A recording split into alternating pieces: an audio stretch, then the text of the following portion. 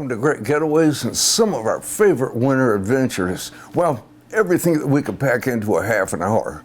You know, Denny and I have been doing this for over 30 years and we have so much to choose from that we're going to be bringing you more of these favorite shows in the future. But right now, let's get started with this one. Our first stop is in Ontario, Canada, where we're going to do some snowmobiling. This is a great place and we met some lifelong friends there.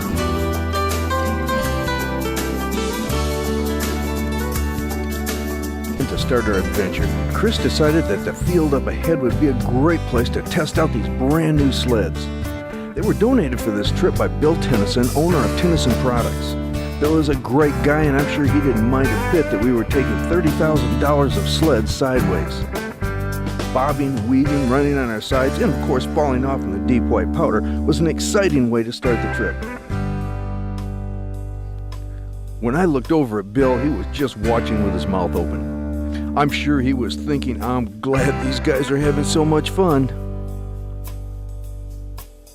In case you think we were being a little careless, let me assure you that this was controlled stupidity. We were sledding in an open field far away from anyone else and keeping our speed under control. And of course, no alcohol. Bill is starting to stare. Maybe we should move on.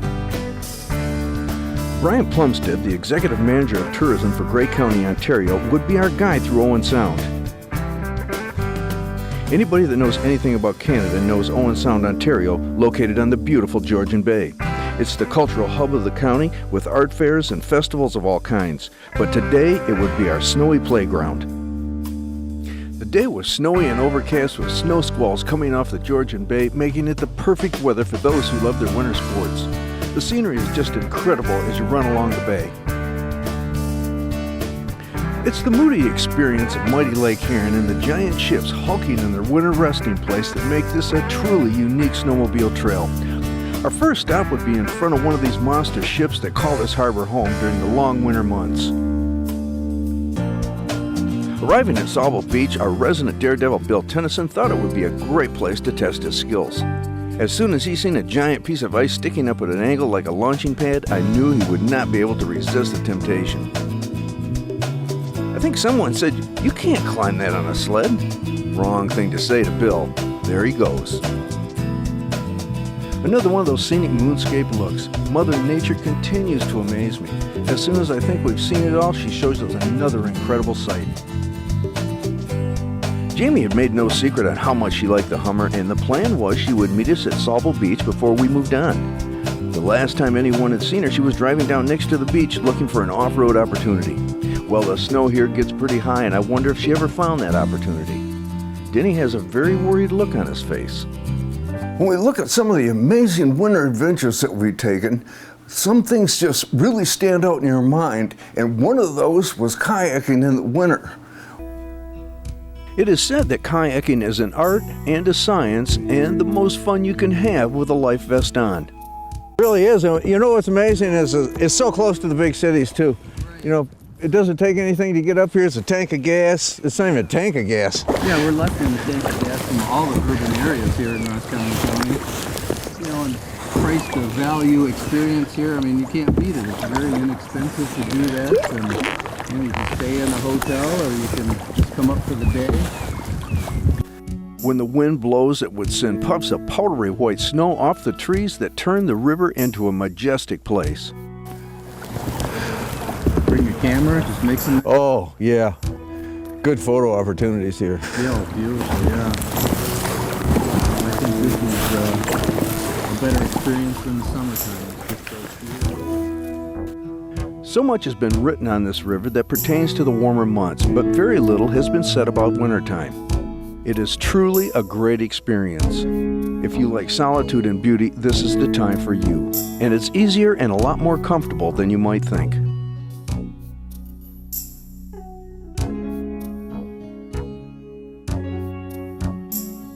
Many folks store their kayaks in the winter because they fear unintentionally capsizing and suffering hypothermia. This is a totally valid worry. I advise recreational kayakers that would like to try some winter kayaking to get ready for chill paddling by getting a spray skirt, a change of clothes, and a paddling partner. Well, that aside, it's one of the most beautiful trips that you'll ever take on the mighty Al Sable. There's a special peace of mind when you paddle a calm river, when the river banks are covered with white, untouched snow, the birds are quiet, and the wisp of the snow covers the water like a soft white blanket. In the winter, you're almost always alone on the river, and the silence is at times deafening. This trip is for you who want to calm down and experience the silence. It is for you who wish to try something untraditional. This day trip is the perfect great getaway from a hectic everyday life.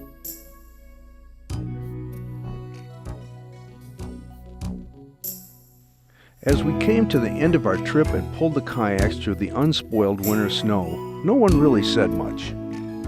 There is a feel of emotion and reverence in the beauty that surrounded us. Winter to me is always an adventure, but one we took with Mike out to Pictured Rocks and Whitefish Point was spectacular. It was time to snowmobile, and our guide would be Mike Cannon.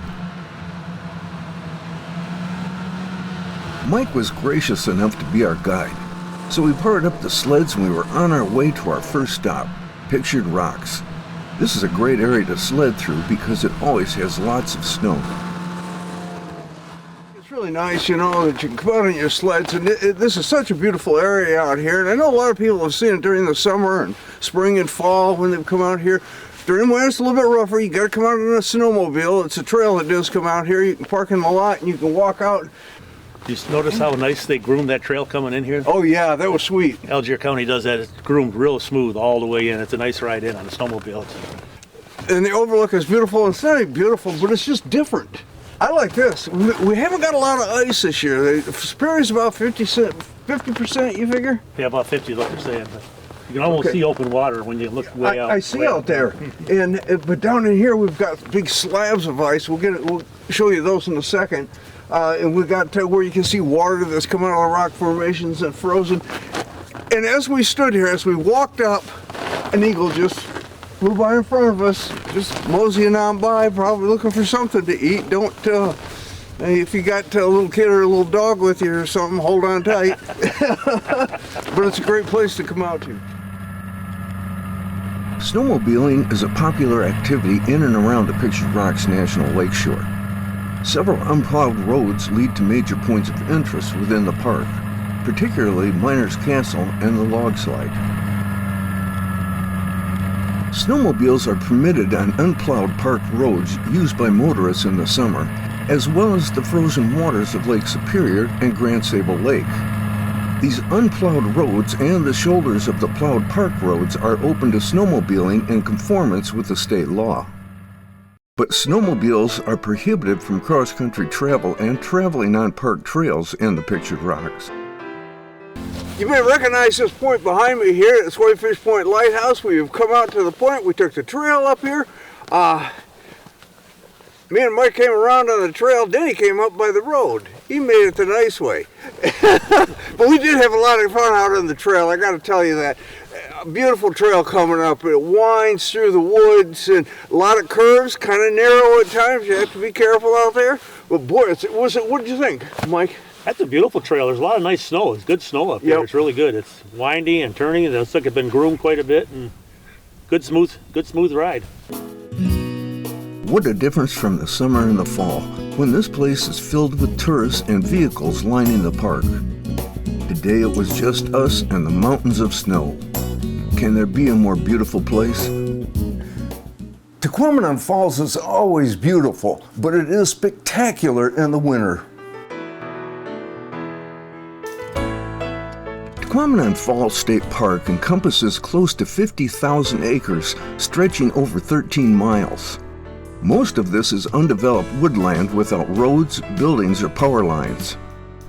The centerpiece of the park, and the very reason for its existence, is the Tahquamenon River with its waterfalls.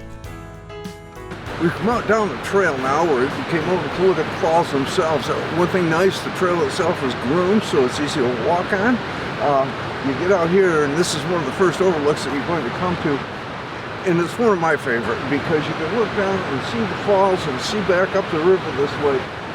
great spot to come out to. It's a short walk just to get here, so it's well worth coming out, and don't forget your camera.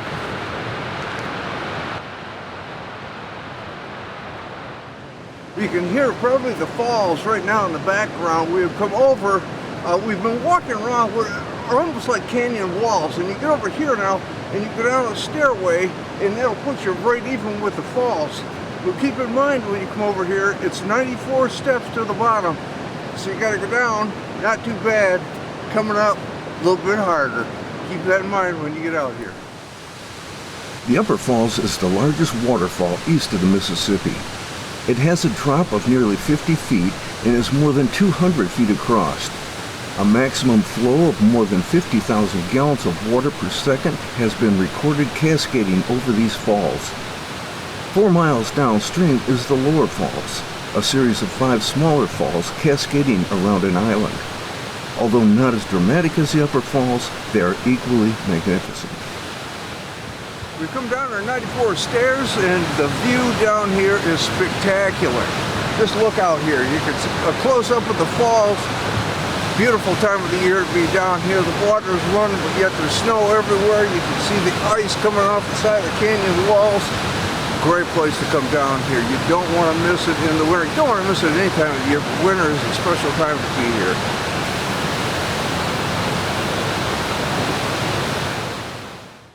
I can't get enough snowshoeing. A trip we took out to Fayette State Park was always one of my favorites.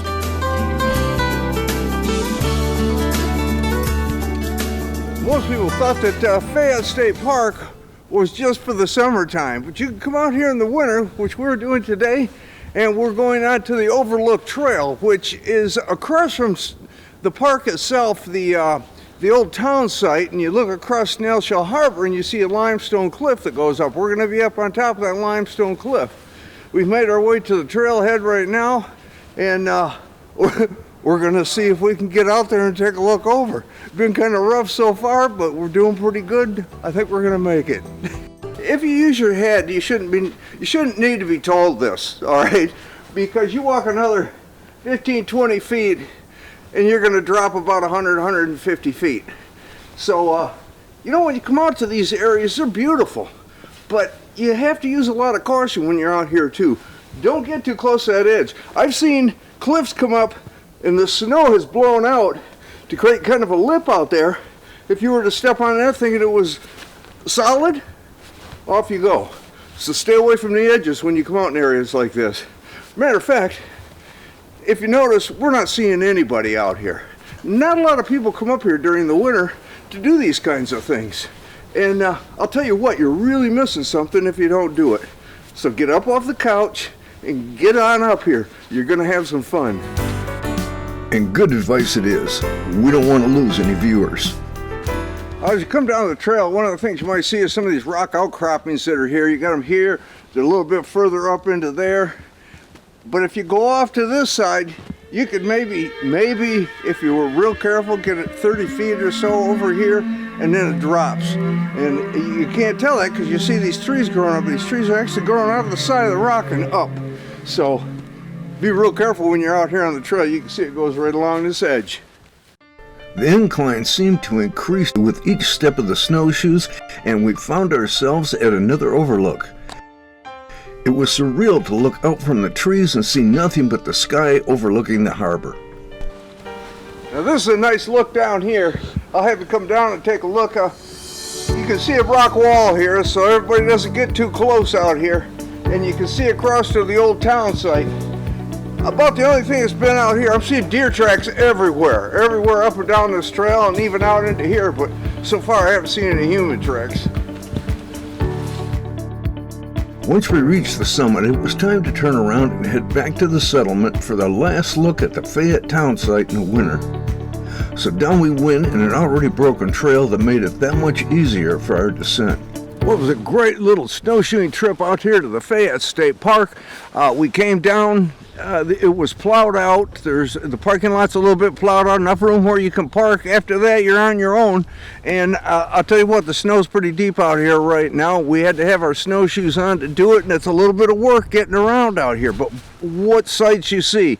We did the Overlook Trail, which is across from us right now behind me, and then we came down into the park itself, into the old town site, and just wandered around down here. Just a beautiful winter day to be out here. Is something that I think everybody should try to do, especially here in the winter. People don't get out enough. Well, this is a great place to come up to and go out and have some fun. I'm sure you'll really enjoy it.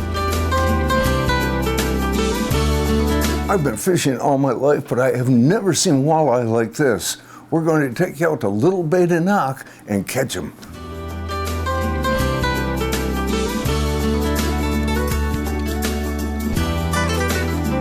Back to fishing. As we headed back, I seen Caitlin running towards her hole and throwing off her coat. Then she took off her glasses and started pulling up a line like crazy. This was exciting. We ran over to see if it was as big as what she was making out. It was.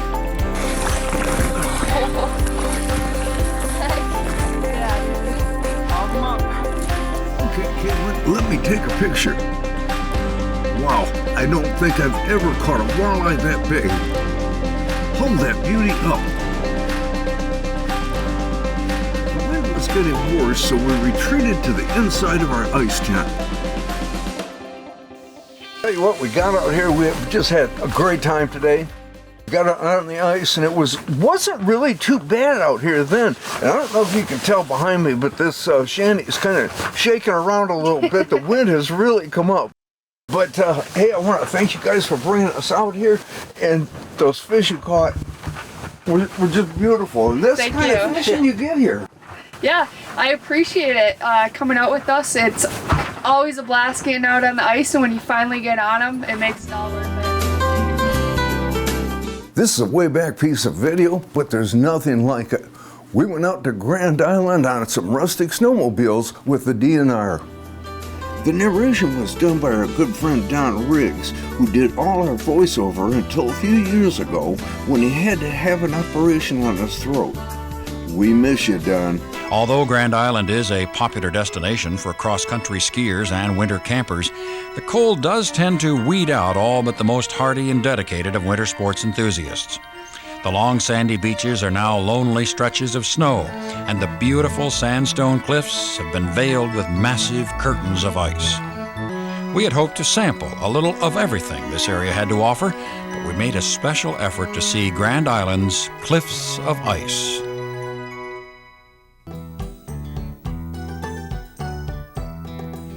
Jerry told us that the temperature was 10 degrees above zero this morning, and it certainly felt like it outside.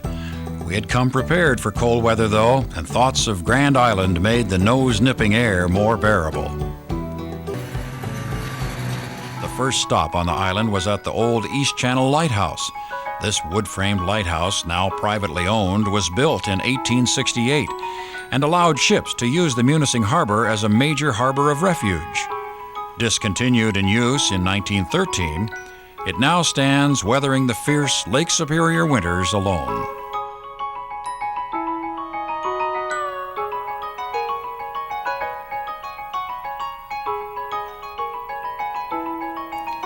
Continuing along the shoreline, the brush-choked edge of Grand Island began exposing itself, revealing glimpses of rock protruding from its banks. Some of the rock layers had tilted and settled onto ledges, which in turn dropped several more feet onto another ledge until reaching the surface of the lake. Maple, birch, cedar, and hemlock trees all fought for position, seeking light and space to grow. The sandstone layers continued rising, forming steep cliffs that towered above us with huge ice daggers clinging to the escarpment, some dripping from hidden seeps, others totally frozen in place.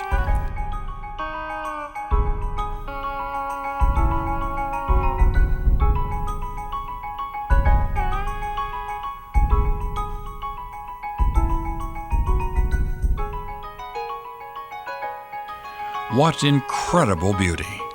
The sight of the ice formations had us spellbound. Pale hues of blue and green ice shimmered in the sunlight, beckoning closer inspection. The edge of Grand Island looked like nature's version of a multiple-layer wedding cake. A scenic wonderland? You bet.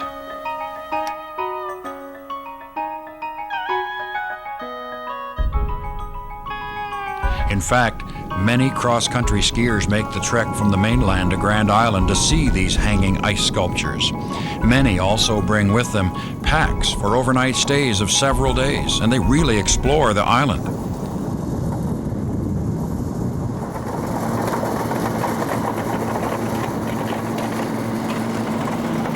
Before leaving Grand Island, we had to stop the snowmobiles for a better look at the curtains of ice.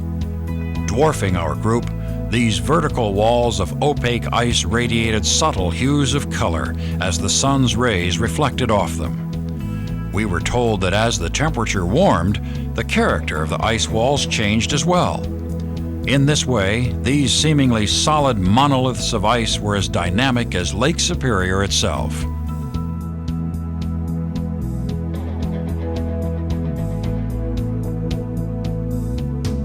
Gazing back toward the mainland, we could see the same kind of forces at work shaping it, all a part of the Pictured Rocks National Lakeshore.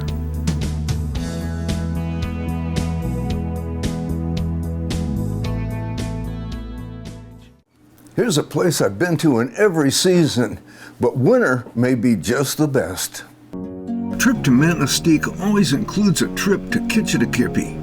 It is just as beautiful in the winter. We're here at Kitch-iti-kipi today, known as the Big Spring. And I'll tell you what, we have been coming here for years, and the one thing I've noticed is it gets a lot more crowded, especially during the summer. But as you can see, here in the winter, we're all by ourselves. Winter, it just takes on a whole different look to it. More serene, more quiet, more peaceful. Moving this thing along can be a little bit of work. Now, we're out here, we're just by ourselves on the raft, but we've got a lot of ice and snow out here. Maybe 1,000 pounds, I don't know. But turning this thing, if you're out here with a bunch of people, everybody's got to take a turn. So I'm telling you what, it's rough to do. What a beautiful day we've got out here. Look at it, snow is falling down all over the place. It's just gorgeous. Well, as you look down into the water, as I mentioned, it's 45 feet deep, and you have some 10,000 gallons a minute that come up through the fissures in the bottom here, and you can actually see them bubbling. But what's really interesting, there's a lot of big fish down there. It's amazing how many fish it pulls in here. Now, I know that there's lake trout, brown trout, and brook trout that come in here. Judging from the size of most of these, they're probably the lake trout. Take a look at these. Sorry, no fishing, so, but you get to see them. Now, today you come out here, you got a pretty big raft that goes out here. A little bit hard to operate from the other one. Now, 15, 20 years ago, there was a little bit smaller raft. It was a lot easier to move along than this one. During the lumbering era, this was Camp 33, and they took a lot of trash and they were throwing trash in it. And back in the early 1900s, a guy bought the property and then sold it to the state, and the state come in here and they cleaned all this up. And man, what a beautiful spot it is today. Out here in Michigan's wilderness, you can't beat it. If you haven't seen it yet, get up here and see it. And I know a lot of people that have seen it that come back a lot. So it's a great place to be. According to legend, the spring was named Kitch-iti-kipi, an Ojibwe word meaning deep love, in memory of a young chieftain who went to his death in the icy waters in an attempt to satisfy the vain fancy of his lady love. Well, I hope you enjoyed today's show and some of our favorite winter adventures. If you'd like more information, you can go to our website at greatgetaways.tv, and don't forget to come on Facebook, take a look at us there, and leave your comments. We'd love to hear from you. Thanks for watching, and we'll see you next week.